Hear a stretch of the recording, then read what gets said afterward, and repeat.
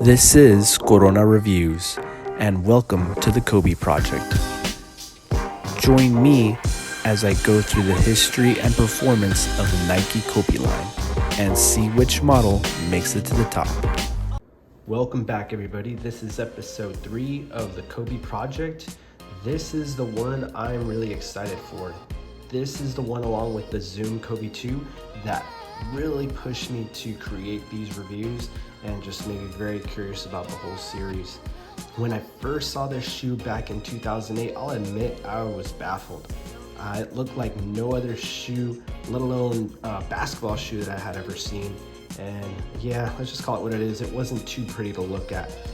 This is definitely a shoe that's built for performance.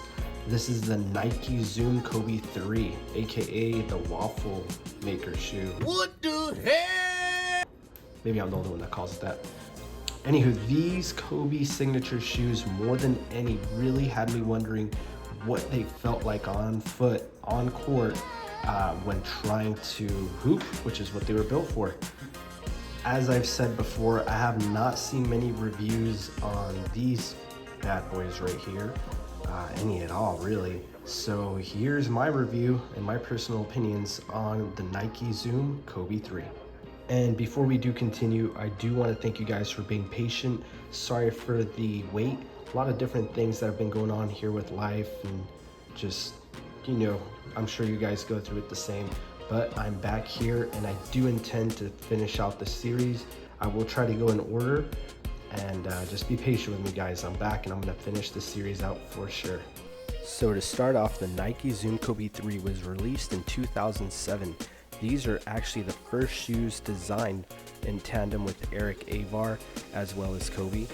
These were the first ones that Kobe began to evoke his Black Mamba imprint onto his whole pro line. The Black Mamba snake was the foundational inspiration to this shoe, and Kobe brought up the sleek and deadly concept when consulting with Avar on this iteration of the Zoom Kobe.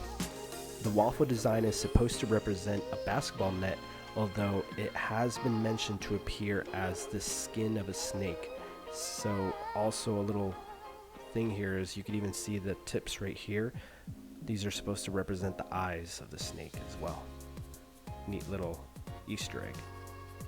Avar constructed the Kobe 3 with a focus on performance. The diamond-shaped pattern of the outsole is also inspired by one of Kobe's daughter's names, Natalia Diamante, which translates to diamond in Spanish, I think as well in Italian. The Nike swoosh logo rests above the heel rather than being on the medial or lateral side panels, which is pretty unique for its time. Reminds me of those Dennis Rodman shoes too. While wearing the Kobe 3, Kobe actually won his first and only league MVP award and led the Lakers to the NBA Finals during the 2007-2008 season. Now my pair is pretty old, of course, it being a original from back in 2007. That's going back quite a few years now. But this traction pattern still held up pretty well. The Kobe 3 comes with a diamond pattern outsole here that is, I was super skeptical about its performance and just sticking, but to my surprise, it was actually better than average. The rubber compound that they used is solid and stops appropriately. Now I will say that on clean courts, this traction pattern holds up great. If you get on a dusty court, unfortunately, it's a little less reliable. Still works, but you don't get that same bite that you would on a nice clean court. As far as cushioning goes, Zoom Air once again makes its presence with targeted heel and forefoot units, making it for a comfortable cushioned ride. The Zoom felt pretty responsive for me, as I could almost feel a form of propulsion off of each heel to toe transition. Down below the Zoom Air cushioning is a supportive carbon fiber spring plate here for a pretty responsive and explosive feel on the court. The shoe does feature a natural motion Phylon midsole, which allows for a smooth heel to toe transition when running. I was pretty surprised by how low to the ground it made me feel, which really helped to improve some of that court feel and quickness with every step. As far as the materials go, the Kobe 3 features leather at the toe caps, a simple waffle-esque one-piece mesh upper, and it's injected with a molded pattern called the Nike Sphere liner, so it's full here inside of this liner. It's really lightweight, stable, and just makes it very comfortable. Almost fits like a sock to your foot, but a very supportive one at that. As far as the weight, this is a size 9.5 US men's, and as you can see here, 14.6 ounces. Not too bad for a shoe from 2007. The Kobe 3 was built to be comfortable, sleek, conforming, breathable, and responsive as a tool to help Kobe navigate the hardwood like a snake. The materials on the upper give it a one-to-one sock-like fit that really just eliminates all dead space, and I had no heel slippage through this shoe. The shoe literally feels like it wraps around the foot and ankle, and it allows for pretty good flexibility while giving some supportive containment, and it gives you just the utmost confidence to do whatever you want or can do on the court. One thing you can really see as far as support here in the shoe is this protruding outrigger, and there's also a hidden heel counter that provides excellent stability and support while also giving you enough flexibility to feel a natural, free motion to any movements you need to do on the court.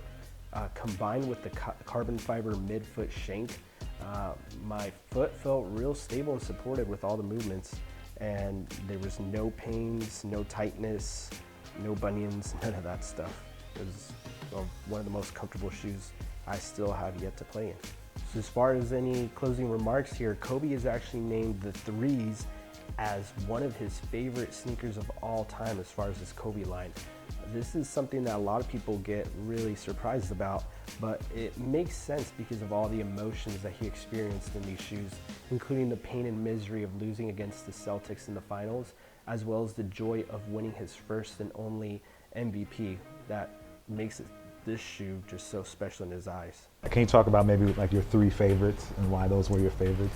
It's tough to pick a favorite, because they're all symbolic of big moments in my career. So it's really hard to pick a favorite. I think the one that really turned the most heads in the room when I told them was the Misery shoe, my 2008 shoe. And I said I want the shoe that looked like just misery. Oh, wow. I don't want it to be happy. I want it to be absolutely sad, like a vintage sad Picasso painting, And because it was symbolic of the moment when we lost to the Celtics. Right. So I think that story was the one that kind of turned the most heads a little bit, I think. The Kobe 3 is a forgotten model, I would say, in Kobe's signature line, and it'd be mainly due to its unique looks. That's what I'm going to call it. Some people don't like the way it looks. It wasn't exactly meant for off-court fashion, and it was built strictly in mind with performance at the top. I think a lot of hoopers and just Kobe fans in general regret not grabbing a pair when they released, because they are actually a fun shoe to play in, and they include some really nice colorways. Some of my favorite colorways include the Minneapolis colorway, the Lower Merion colorway, the China edition, and the MVP edition, which I really regret not copying back in the day. Actually, that was just a few years ago, but can't get them all. Now, as far as performance go and grading these shoes here on all our different scores, I'll have to say traction was about a 6 out of 10 because of the different court conditions. You're not always going to get the same traction and same grip unless the court condition is affected. Cushioning, I would say, is a 7 out of 10. Materials, I love these materials personally, 8 out of 10. Weight, pretty light for a shoe of its time, 7 out of 10. The fit, one of the best fitting shoes, one-to-one, sock-like fit, and there's just no issues, all comfortable, 9 out of 10. Support, I would say, was about an 8 out of 10. Total score for me would give it about a 7.5 out of 10.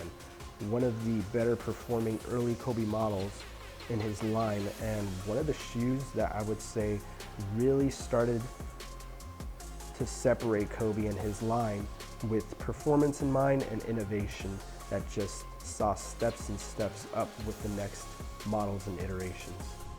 And since we are getting Pro Trail models of the Kobe line, let me add in here what I would like to see changed or added on with the Kobe 3 Pro Trail. As you're seeing here, pictures of the Air Jordan 36. I would love for them to do something like this where they emphasize the 4-foot zoom unit and then probably extend out that carbon fiber shank plate to really help add in some of that force production for jumping. And Foot Dr. Zach here is going to explain it in a little better way.